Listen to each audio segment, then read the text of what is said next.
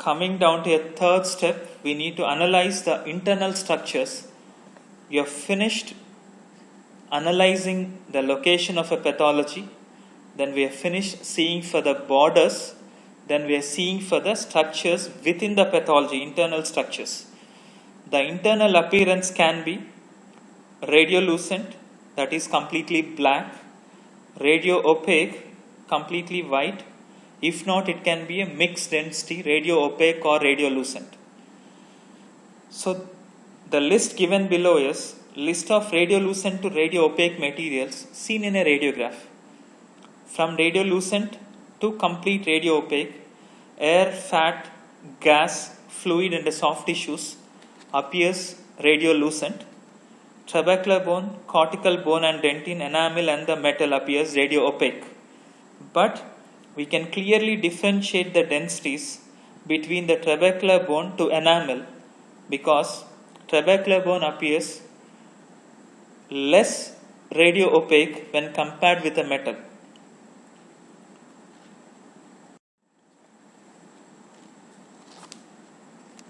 So coming down to a complete radiolucent as seen with an image where we see the internal structures are completely radiolucent.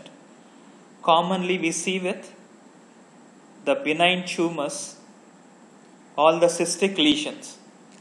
The completely radio-opaque, as the image with a black arrow on the right hand side shows, the whole lesion appears completely white. Commonly we see with osteomas and rarely odontomas. Then the very important is mixed radiolucent and radio-opaque lesions with an internal structures. Most of the lesions are radiolucent, but it has some radio-opaque component. As seen with the images down, this radiolucent lesions has a septa representing residual bone, that is a completely radiolucent background has a thin radio-opaque residual bone, we call it as a septa. The presence of this septa within the radiolucent lesion is commonly seen with odontogenic keratosis, odontogenic myxomas. The presence of this septa gives a lesion multilocular appearance. The septa can be curved or coarse as seen with the first image with a white arrow. The septa can be curved. Usually we see with ameloblastomas. If not, the septa can be straight and thin as shown with a second image, that is a CT image where we see with a white arrow the septa is thin straight line. The septa can be curved, if not the septa can be straight. So presence of this white septa gives a lesion mixed radiolucent and radio-opaque appearance. This again, the radiolucent lesions sometimes can have calcifications within it. The calcifications that can be because of dystrophic calcifications that gives again a radio-opaque, radiolucent appearance. Usually these dystrophic calcifications can be seen with damaged soft tissue. They appear something like cauliflower-like masses within the radiolucent lesions. If not, within the radiolucent lesions, they can show a particulate calcifications commonly seen with chronic inflamed cysts. Then sometimes these radiolucent lesions can also have a cementum within it. Whenever we see a cementum that appears homogeneous and amorphous structure as shown with an image on the right hand side. Sometimes the radiolucent lesions also can show tooth within it, giving a mixed radiolucent and radio-opaque appearance. Whenever we see a tooth within the radiolucent lesions, that can be easily identified by organization of the tooth into enamel, dentin and the pulp. So most of this mixed radiolucent and radio-opaque lesions are radiolucent lesions having a septa within it. If not, a calcifications within it, if not it has an cementum, if not it has an tooth-like structures. Step 4, we need to analyze effects of this pathology on its surrounding structures. If we see a pathology, how the lesion is affecting teeth, lamina dura and periodontal membrane space. Usually we see tooth displacement with slow growing and space occupying lesions, something like benign lesions. As seen with an image on a right hand side, there is an displacement of a tooth superiorly and having a cystic lesion below it, which is shown with a black arrow down.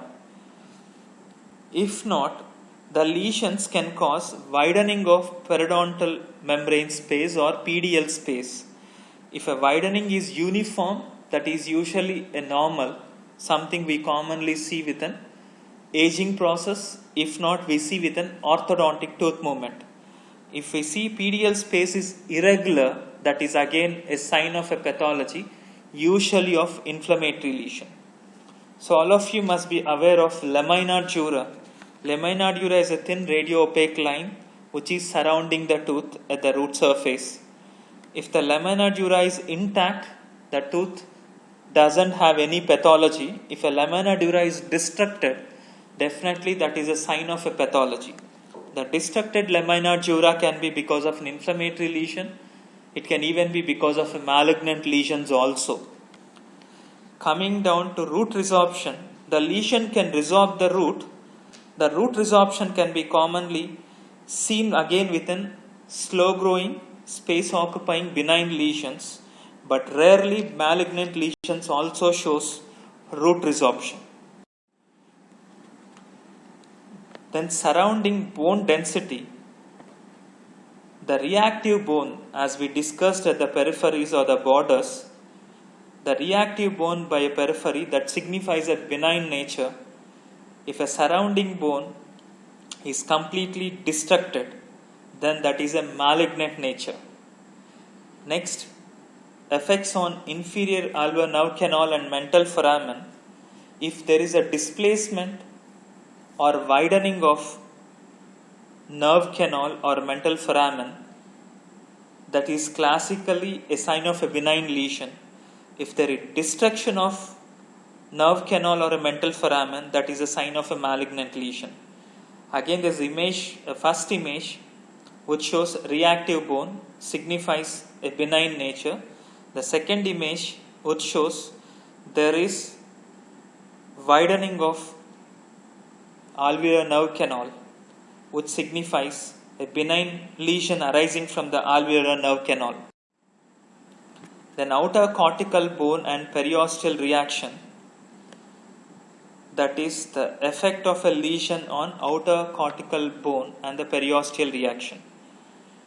The image 1 shows where there is a slow growing lesion that allows periosteum to form a new bone, results in bone expansion.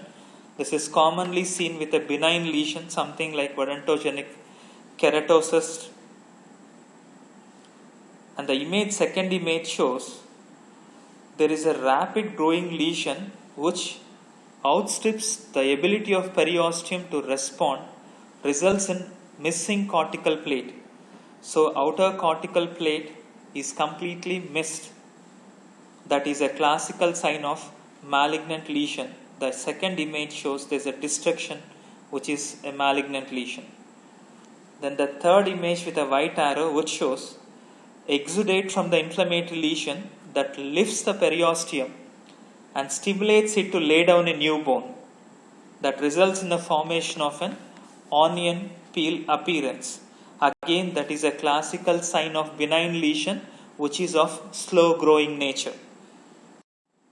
So once we finish the analyzing from step 1 to step 4, all the findings, that is, first you identify its location, then second we see the borders of a lesion, third we see the internal structures, the step 4 where we have seen completely effects of a pathology on its surrounding structures like tooth, adjacent alveolar bone and the cortical bone. then interpretation is made only from accumulated characteristics, not from single observation. This is very important finding here, where we can't interpret by only seeing the single step observations. We need to collectively take all the findings put together, then we need to go for a interpreting report. Following which we need to take a first decision, that is whether whatever the lesion you have seen, is it a normal or abnormal. Then the decision 2, whether the lesion is developmental or acquired. Then decision 3 is very important, is a classification. If a lesion is acquired, whether the classification clearly we need to state whether the lesion is inflammatory, it's a benign cyst or benign tumor or a malignant lesion. We need to clearly subcategorize under classification 3 based on your above decisions. Then decision 4, that is your way to proceed. We need to clearly specify your single radiographic diagnosis based on the findings. But there are instances where we may not conclude the decision based on a single finding. Then we need to shortlist the entities. That is, we need to give a probable radiographic differential diagnosis. At last, we need to give a radiographic finding. The first segment of a report is patient and general information. We need to put address of a radiographic clinic, date, referring clinician's name and address, patient's name, age, gender and registration number. The second segment of a report, we need to give an image procedure, that is what procedure we have done with the date. Something like we have taken an IOPA with so and so specifications and the date. And third segment of a report, we need to give a clinical information. Clearly we need to give a clinical information provided by a clinician. The clinical information should be concise and to the point. Something like mass at the floor of the mouth, possible ranula. The fourth segment of a report is your observations. These observations we need to clearly define from step 1 to step 2, starting from location of a lesion, its margins, its internal structures and effects of a lesion on its surrounding structures. So each and every step needs to be findings clearly defined here, but without giving your interpretation. The next segment of it is radiographic interpretation. Clearly based upon the above findings, you need to provide a radiographic definitive diagnosis. Most often instances where we may not give a definitive diagnosis, we can shortlist the conditions in order of its likelihood. That is, giving a possible differential diagnosis. Next, since you are not giving a definitive diagnosis, if you advise any additional studies required, that will help the clinician to go further. Something like you can advise for a biopsy, you can advise for the CT, MRI based upon the present clinical condition. At last, giving the name and signature of a clinician composing the report. So this is about principles of radiographic interpretation. Thank you.